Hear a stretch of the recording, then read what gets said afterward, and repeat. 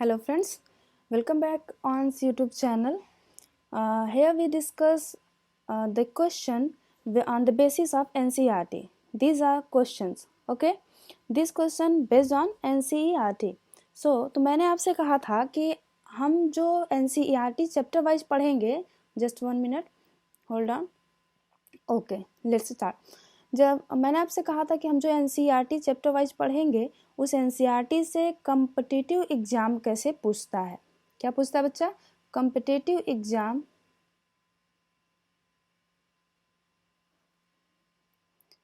में क्वेश्चन कैसे पुटअप होते हैं, कैसे फॉर्मेट होते हैं, उसके बारे में हम पढ़ेंगे।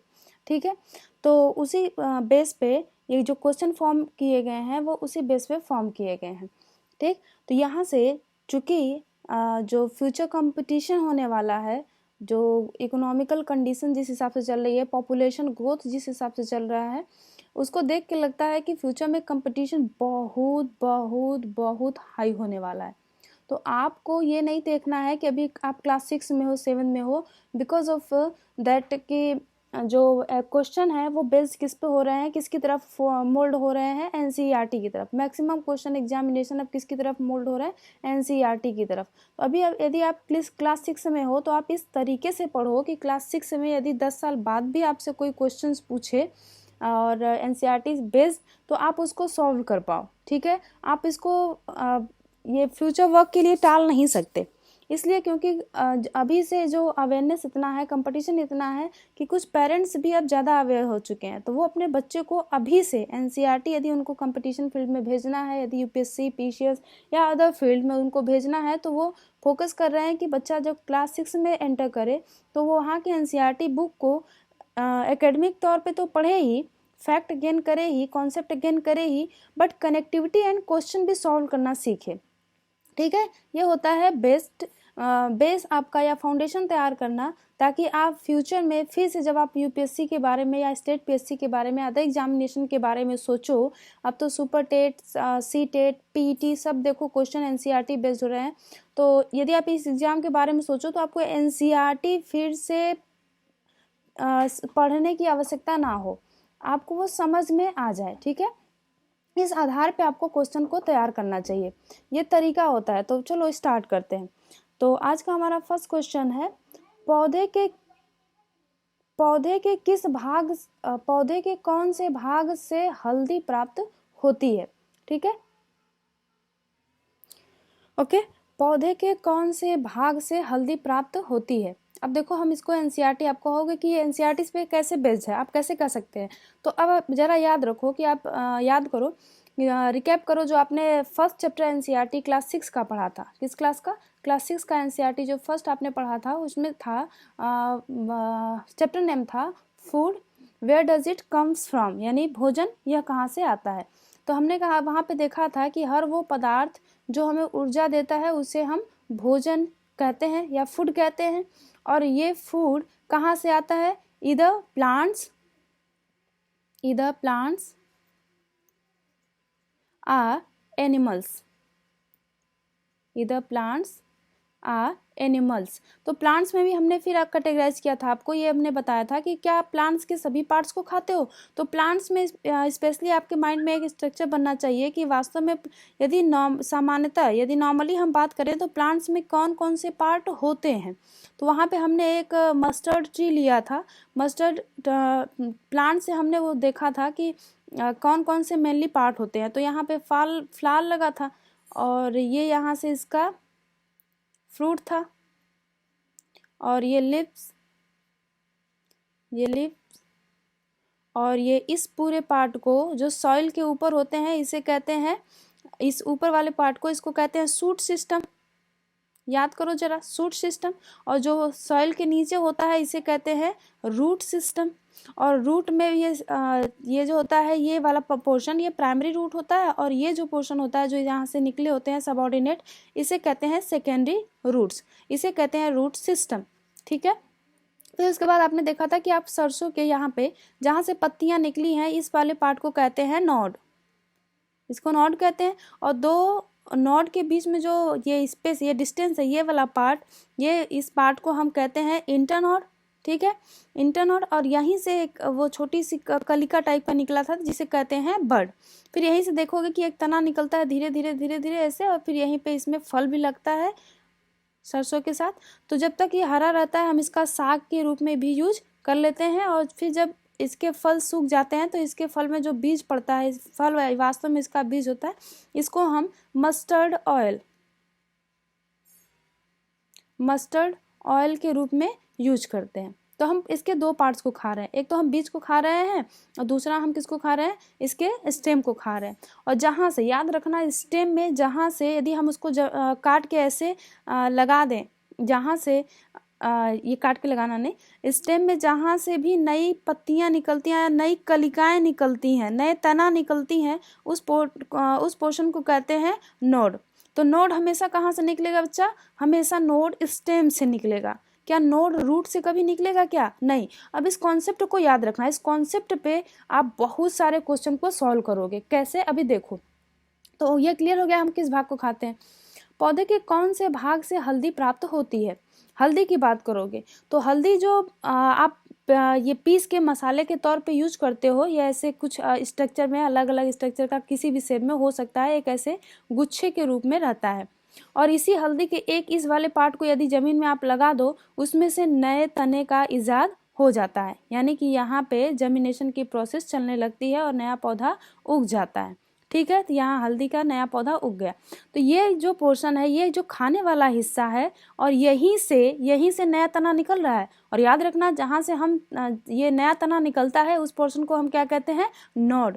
तो हल्दी का जो खाने वाला हिस्सा होता है उसी में नोड पाया जाता है। नोड हमेशा कहाँ से निकलता है, हमने अभी बताया आपको, नोड निकलता है स्टेम से। सही है ना। इसका मतलब कि हम हल्दी का कौन सा पार्ट खाते हैं बच्चा, स्टेम खाते हैं। सही है, is it clear? Okay, I hope कि ये क्लियर हो गया होगा आपका। तो इसका आंसर आप बता सकते हो कि क्या हो सकता है, आंसर डी, क्या होगा, तना। अब देखो एक्सप्लेनेशन देखो, हल्दी के पौधे का खाने लायक हिस्सा प्रकंद होता है।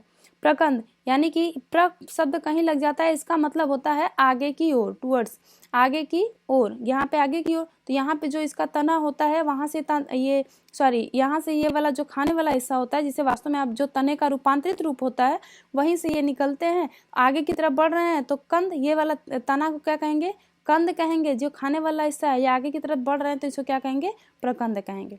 आ जाओ, जिसे राइजोम भी कहते हैं, जो कि एक अंतःभौमिक रूपांतरित है, अंतःभौमिक। ठीक है, ये ट्रांसफॉर्म पार्ट्स हो जाता है स्टेम का, जो कहाँ से आप निकालते हो, पृथ्वी के सतह यानी मिट्टी के सतह से ऊपर से निकालते हो या सतह के नीचे से, आप सतह के नीचे से निकालते हो, इसलिए अंतःभौमिक रूपांतरित हो जाता है। ठीक है, ओके। और तना क्यों होता है ये भी लॉजिक मैंने बता दिया। देखो मैंने यहाँ लॉजिकल आंसर दिया है, आपको यही सोचना है। एनसीईआरटी आपको ये तगड़ा कॉन्सेप्ट था। ये क्या था, कॉन्सेप्ट बिल्कुल तगड़ा था, इसलिए कि इस कॉन्सेप्ट पे यदि आप लगाओगे कोई भी क्वेश्चन, तो कौन तने का रूपांतरित रूप है, कौन जड़ का रूपांतरित रूप है, देखना आप क्वेश्चन को 100% बिल्कुल सही सॉल्व करोगे। लॉजिक को याद रखना। सेकंड क्वेश्चन आ जाओ, फलों का वह प्रकार जिसमें लीची को रखा जाता है। अब फल में भी कई पार्ट्स डिवाइड होते हैं, जैसे वो बाद में बात करेंगे। चलो, ड्रूप, हस्परीडियम, नट, और नट में देखो ग्राउंड नट, और एक आता है ये आलमंड, ये सब नट्स में आते हैं। नट में क्यों आते, जैसे अखरोट ये नट्स में आते हैं। क्यों आते हैं, क्योंकि इनका जो ऊपर वाला छिलका होता है ये बहुत हार्ड होता है, मतलब हार्ड होता है, इसे हम खाते नहीं, इसको फोड़ना पड़ता है, फिर इसके अंदर ये खाने वाला पार्ट होता है। तो ये वाला जो छिलके वाला पार्ट है ये हार्ड होता है, तो ऐसे को कहते हैं नट। और बेरी का कहोगे तो छिलका भी खाते हैं, इसका जो पिल होता है बेरी का पिल भी खाते हो, और पिल के अंदर जो थोड़ा सा मांसल पार्ट होता है उसे भी खाते हो, और उसके अंदर देख जाओगे तो एक हार्ड बीज होता है, उसके अंदर क्या होता है, हार्ड बीज होता है। तो ये बेरी की कैटेगरी में आते हैं। सही है। अब उसके बाद आ जाओ किस पे, ड्रूप पे। ड्रूप की बात करोगे तो ड्रूप में क्या होता है कि ऊपर पिल है, पिल यानी छिलका, और उसके बाद बीच में एकदम हार्ड बीज है। ठीक, और ये वाला जो पार्ट है मांसल पार्ट है, ये खाने योग्य है, इसमें छिलका खाने योग्य नहीं होता है। इसमें ये जो पार्ट होता है खाने वाला ये बहुत सॉफ्ट होता है। जबकि नट में देखो नट में जो छिलका होता है उसके बाद अंदर बीज टाइप का होता है उसे हम खाते हैं, ऊपर का छिलका बहुत हार्ड होता है इसे हम नहीं खाते हैं। बेरी में देखो छिलका भी खाते हैं और मांसल पार्ट भी खाते हैं, बीज नहीं खाते, लेकिन इसमें ना तो छिलका खाते हैं ना तो ये हार्ड वाला पार्ट खाते हैं, और इसके बीच वाला ये पार्ट हम खाते हैं जिसको कहते हैं जो गुदा होता है, जिसे गुदा कहते हैं या मांसल हिस्सा भी कहते हैं, मांसल भाग भी कहते हैं। तो ये होता है इस प्रकार के फ्रूट को जिनका छिलका हम नहीं खाते हैं, बीच में मांसल पार्ट होता है और उसका बीज बहुत हार्ड होता है, ऐसे को हम कहते हैं ड्रूप। ठीक है, तो क्लियर हो गया होगा कि लीची किस कैटेगरी में आता है, ड्रूप में आता है। ठीक है, लीची एक उष्णकटिबंधीय फल है। अब इसको याद रखना। अब चूंकि देखो यहाँ पे एक और इन्फॉर्मेशन दे रही हूँ, ये मुजफ्फरपुर की लीची, मुजफ्फरपुर कहाँ पड़ता है बच्चा, चलो ये थोड़ा सा इशू करता है, चलो सही हो गया,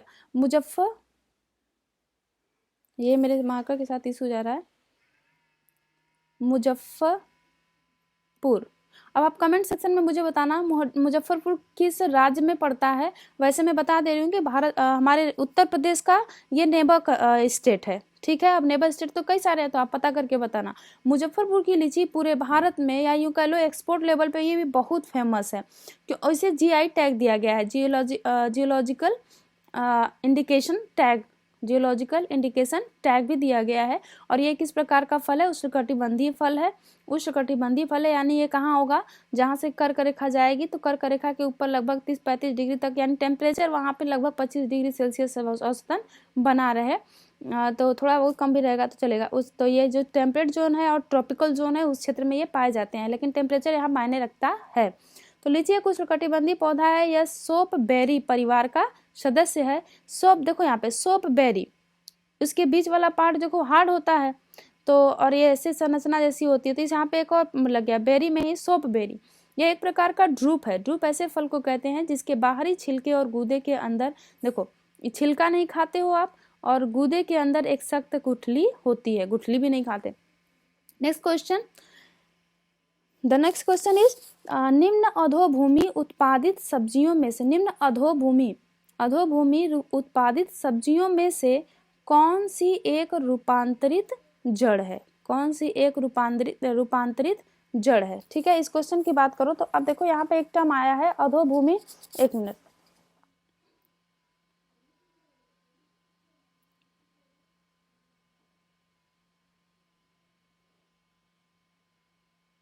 चलो, निम्न अधोभूमि उत्पादित सब्जियों में से कौन सी एक रूपांतरित जड़ है। तो अधोभूमि का मतलब,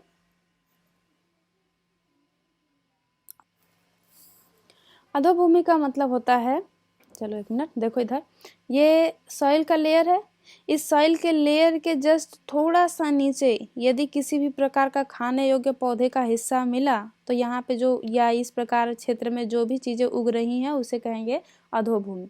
अधोभूमि उत्पादित सब्जियों में से कौन सी एक रूपांतरित जड़ है। आलू देखो, अब यहाँ पे आलू में लॉजिक लगाओ, आलू ये वाला हिस्सा है, यहीं पे ऐसे छोटे छोटे पॉइंट्स टाइप के होते हैं, और ये पॉइंट्स को ही हम काट देते हैं, और काट के बनने के बाद मिट्टी में लगा देते हैं, तो यहाँ से नए पौधे निकल जाते हैं। और मैंने अभी आपको बताया कि नए पौधे हमेशा कहाँ से निकलते हैं, इस प्रकार से नोड से निकलते हैं, और नोड कहाँ पे निकलता है, तने में निकलता है। तो आलू जो हो गया, या किस आलू का कौन, यानी आलू के पौधे में हम कौन सा पार्ट खाते हैं, स्टेम्स खाते हैं। सही है, अब आ जाओ हटा दो।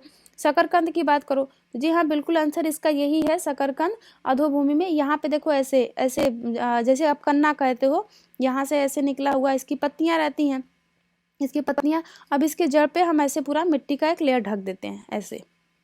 ठीक, तो यहाँ पे ये जो जड़ निकलता है, जड़ वाला हिस्सा, यही जड़ भी किस में कन्वर्ट हो जाता है, एक मांसल, यहीं पे ये संबंध स्टार्च का ये पूरा कॉम्बिनेशन पूरा स्टोरेज बना लेता है, और यही स्टोरेज क्या कहलाता है, शकरकंद कहलाता है। ठीक है, तो इसका शकरकंद किसका एग्जाम्पल हो जाएगा, रूट का। किसका हो जाएगा बच्चा, रूट का। अब आ जाओ बंडा में भी देखोगे तो आप बंडा ऐसे लंबा सा होता है, अब इसका ये वाला पोर्शन आप काट के लगाते हो, यहीं से वो निकलता है, तना निकलता है इसका, तो ये भी किसका रूप हो जाएगा, स्टेम का। अब जिमीकंद, ये जिमीकंद जरा सर्च करना, सर्च करके बताना। ठीक है, आंसर हो गया इसका बी, शकरकंद। कावालवुलेसी कुल का एक वर्षीय पौधा है, फिर एक साल में तैयार होता है, इसको समय लगता है। पर यह अनुकूल परिस्थितियों में बहुवर्षीय सा व्यवहार कर सकता है। आप इसको निकालोगे भी नहीं, जितना समय बीतता जाएगा उतना बीतते समय के साथ जो आपका कन्ना जो नीचे जमीन में पड़ा होता है, इसकी मोटाई लगातार बढ़ती जाती है। ठीक है। इसकी रूपांतरित जड़ों की उत्पत्ति तने के पार्श्वसंधियों से होता है जो जमीन के अंदर प्रवेश हो जाते हैं। पार्श्वसंधि, यहाँ पे तना जुड़ा हुआ है, यहाँ से निकला हुआ है, अब यहीं से जो जड़ निकलती है, इसी जड़ में एक क्या ये हो जाता है आपका शकरकंद। तो इसलिए लिखा है यहाँ पे देखिए जड़ की उत्पत्ति, यानी कौन सा हिस्सा खाते हो शकरकंद का आप? जड़। ये पर्वसंधियों से, पर्वसंधि वही जो नोड होता है उसी को पर्वसंधि कहते हैं। निम्नलिखित पादपों में से, नेक्स्ट क्वेश्चन, ओके, निम्नलिखित पादपों में से, पादप मीन्स प्लांट्स में से किसका संग्रह अंग तना नहीं है? किसका संग्रह अंग तना नहीं है, यानी किसका हम स्टेम नहीं खाते हैं। और जब नहीं वर्ड आए बच्चा, जब नॉट वर्ड आपको क्वेश्चन में दिखे, आप उसको अंडरलाइन कर लो, because this is very confusing. हम question yes yes yes yes करते करते भूल जाते हैं कि इसमें नो पूछा है। ठीक है, इसलिए गलत हो जाता है। नेक्स्ट आ जाओ, सॉरी ऑप्शन पे आओ। गन्ना, अदरक, आलू, शकरकंद। शकरकंद मैंने आपको अभी बताया कि हम कौन सा पार्ट खाते हैं? रूट। आलू मैंने आपको बता दिया कौन सा पार्ट खाते हैं? स्टेम। अदरक की बात हमने सब फर्स्ट क्वेश्चन में ही किया था, क्या खाएंगे? स्टेम। फिर गन्ना की बात करोगे तो गन्ना में भी देखो ये गन्ने का पौधा हो गया, ये ठीक सीधा होगा, टेंशन मत लो, ये गन्ने का पौधा हो गया और ऊपर जाते जाते ये पतला होगा और यहाँ से पत्तियाँ निकलेंगी, थोड़ा इस टाइप की पत्तियाँ। ठीक है, इस टाइप की पत्तियाँ ऐसे ऐसे निकलेंगी और पूरा का पूरा जो गन्ना होता है वो इसी टाइप के पत्ती से ढका होता है। फिर इसको हटाना पड़ता है, फिर इसको साफ करके फिर इसका जूस हम लोग चूसते हैं, ये वाला। ऐसे गन्ना हो गया। अब गन्ने में भी देखोगे तो यहाँ छोटे छोटे गांठ होते हैं। गांठ यानी साइंस की बात करेंगे तो नोड होते हैं। बिल्कुल सही, आप बिल्कुल सही जा रहे हो, नोड होते हैं। हम इस नोड को क्या करते हैं, यहाँ से कट करते हैं, यहाँ से कट करते हैं, एक दो नोड लेते हैं। कट करने के बाद इसको मिट्टी में हॉरिजेंटल ऐसे हम बिछाते हैं और इसके बाद इसको मिट्टी, नोड को भी मिट्टी से ढक देते हैं। जब पानी देते हैं तो ये नोड फिर यहीं से नई तना निकलती है। सही है ना? तो जब ये, और नोड हमेशा किससे निकलती है? स्टेम से निकलती है। तो आप देख सकते हो कि गन्ना भी किसका पार्ट, किस प्रकार का, ये पौधे का कौन सा पार्ट्स हो गया जो इसको हम खाते हैं? स्टेम हो गया। Stem and further stem. So the answer is D, शकरकंद। ठीक है, आगे तो आंसर देख लो, आप पढ़ लेना, वही एक्सप्लेनेशन है। नेक्स्ट आ जाओ क्वेश्चन नंबर 5। क्वेश्चन नंबर 5 क्या है? निम्न में से कौन सा तना है? वही सलजम, अदरक, गाजर, शकरकंद। बस वही कॉन्सेप्ट, नोड वाला कॉन्सेप्ट आप लगाओ और आप सारे क्वेश्चन को एलिमिनेट कर सकते हो। सलजम, तो सलजम में क्या नोड होता है क्या? नहीं, तो वो क्या हो जाएगा? जड़ हो जाएगा। अदरक में नोड होता है? बिल्कुल होता है, तो ये क्या हो जाएगा? स्टेम हो जाएगा। गाजर रूट हो जाएगा। सही है। शकरकंद ये भी रूट हो जाएगा, डिस्कस कर चुके हैं। तो आंसर इज बी, अदरक, जिंजर। आगे पढ़ लेना आप। Question number 6। क्वेश्चन नंबर 6, निम्न को सुमेलित कीजिए, मैच द कॉलम। ठीक है, column A and column B. तो आपको कॉलम ए को कॉलम बी के एप्रोप्रिएट ऑप्शन से मैच करना है। प्रकंद हम जब जिंजर को डिस्कस कर रहे थे, अदरक को, तो हमने उसमें देखा था। तो प्रकंद को आप किससे मैच कर दोगे? अदरक से। अब यदि आपको एक ही ऑप्शन आ रहा है तो तुरंत आप आंसर्स वाला जो ऑप्शन है उसमें जाओ। तो ए का 3 किसमें है? ए का 3 देखो, ए का 3 इसमें है, तो आंसर क्या हो गया? बी। अब यहाँ से कर लिए। कभी कभी ऐसा होता है कि हम इस चीज़ पे ध्यान नहीं देते हैं और एक ऑप्शन मैच करने से हमारा सारा आंसर सही हो सकता है, लेकिन हम ध्यान नहीं देते हैं तो हम एक माइनस करके या छोड़ के चले जाते हैं। तो आप एक ऑप्शन मैच करो, उसके बाद इसमें चेक कर लो, देखो क्या निकल के आया। सही है। स्तंभ कंद की बात करोगे, इसमें जितने भी हैं देखो, जिमी कंद, शूरन, लहसुन, आलू, ये सब के सब तना है।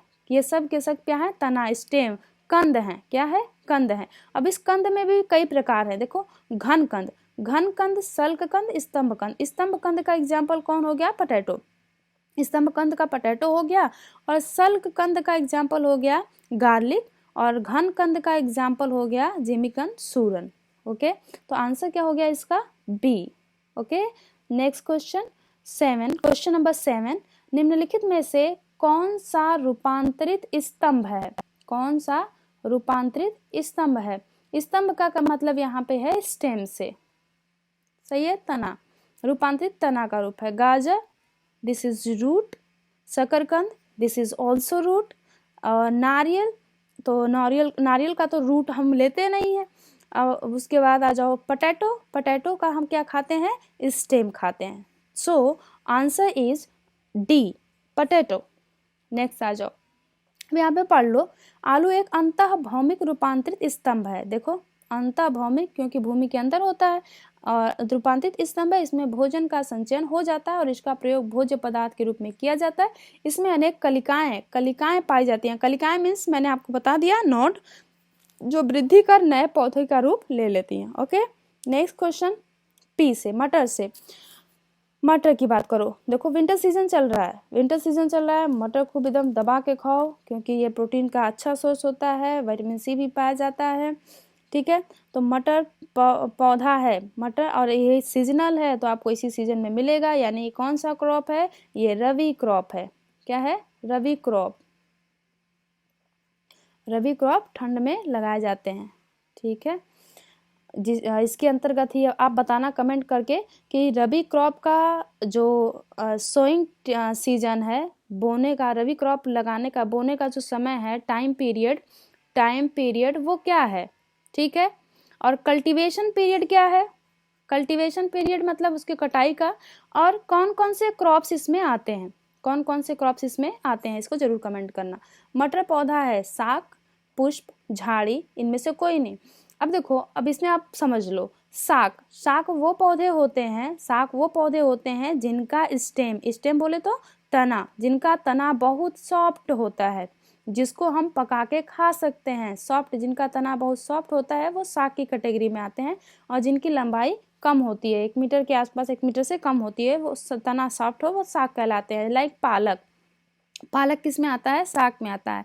लाइक चौराई किस में आता है? शाक में आता है। लाइक मटर किस में आता है? शाक में आता है। पुष्प की बात करोगे तो पुष्प जो होता है वो पौधे का वह भाग होता है जहाँ से पौधे में फल लगता है या बीज लगती है, यानी कि वो एक तरह से कह लो प्रजनन का प्रारंभिक अवस्था को दर्शाता है। झाड़ी की बात करोगे तो झाड़ू की भी यही खास बात है कि लगभग 1 से 3 मीटर के आसपास इनकी ऊंचाई होती है, और इनका जो तना होता है ये बहुत हार्ड होता है, इसको आप पका के खा नहीं सकते। लाइक तुलसी,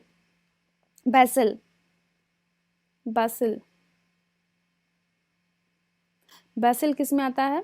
इसमें आता है। जैसे लाइक मौसम्मी, ये भी आता है झाड़ी में। अब आ जाओ, इसका आंसर देख लो, इसका आंसर क्या है? शाक।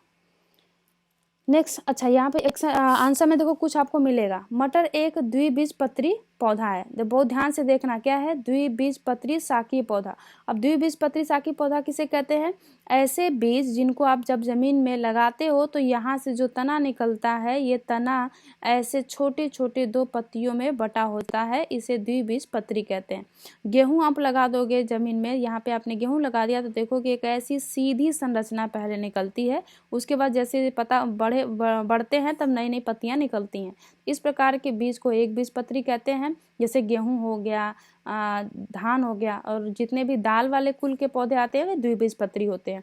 और ये द्विबीजपत्री पौधा है, 1 वर्षीय पौधा है, और इसका तना कमजोर होता है। इसमें टेंड्रिल्स होते हैं। टेंड्रिल्स क्या होते हैं बच्चा? जिसे प्रतान कहते हो। जैसे ये है मटर, अब चूंकि इसमें हमारी तरह स्पाइनल कॉर्ड नहीं है, रीढ़ की हड्डी, तो ये खड़ा नहीं रह पाता है, तो यहाँ से पत्तियां निकल रही, जब जैसे जैसे इसकी लंबाई बढ़ती है तो ये खड़ा नहीं रह पाता है, तो यहाँ से ऐसे ऐसे संरचना निकलती है, जैसा अंगूर में निकलता है। तो अब सपोज करो यहाँ पे कोई पौधा है तो ये जाके उससे फंस जाएंगे, जब फंसा लेंगे इसको तो ये आगे फिर बढ़ जाएंगे, इधर से ऐसे मिलता है तो ये सीधे चले जाते हैं। इसको कहते हैं टेंड्रिल। और ये किस कैटेगरी में आते हैं? किस दलहनी फसल में किस कुल में आते हैं? लेग्यूमिनेसी कुल का। दाल वाले पौधे इसी में आते हैं, Leguminosae, legume.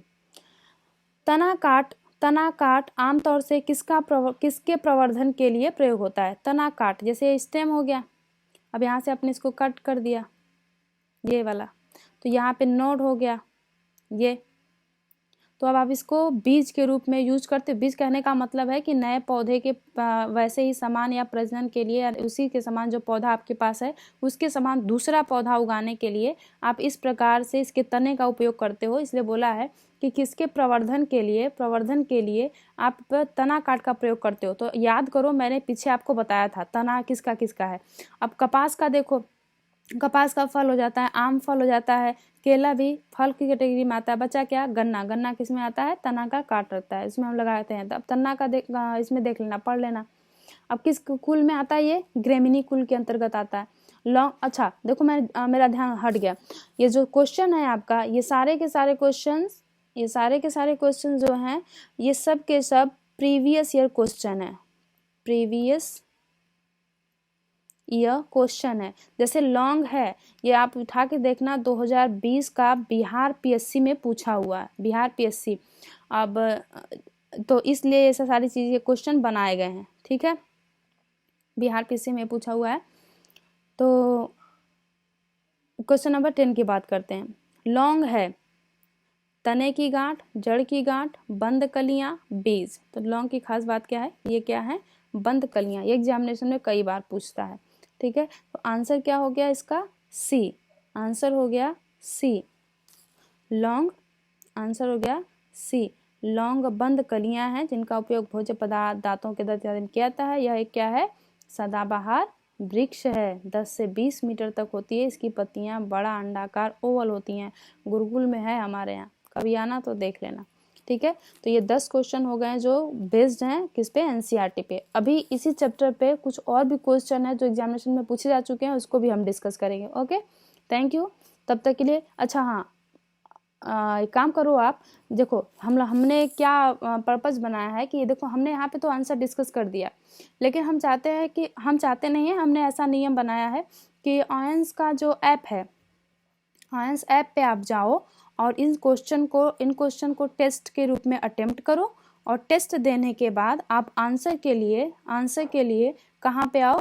Ions YouTube channel पे। वैसे वेबसाइट पे हम इस वीडियो को अपलोड कर देंगे, तो टेस्ट देने के बाद आप इस एक्सप्लेनेशन को देख लेना, ठीक है। टेस्ट देने के बाद आप एक्सप्लेनेशन को देख लेना। एक्सप्लेनेशन आप देखोगे तो यदि आप केवल टेस्ट दे दोगे, हो सकता है आपको सारे क्वेश्चन आए, लेकिन आप लॉजिक नहीं सीख पाओगे कि किस लॉजिक से क्वेश्चन को सॉल्व करना है। इसलिए लॉजिक यदि सीखना है कि क्वेश्चन को कैसे सॉल्व करना है, अटेम्प्ट कैसे करना है, कैसा अप्रोच होना चाहिए, कैसे एनसीईआरटी को कनेक्ट करना है हमको, कैसे वहाँ से कॉन्सेप्ट को हमको सीखना है, तो आप टेस्ट देने के बाद हमारा यूट्यूब पे वीडियो ज़रूर देखो। Okay, thank you guide.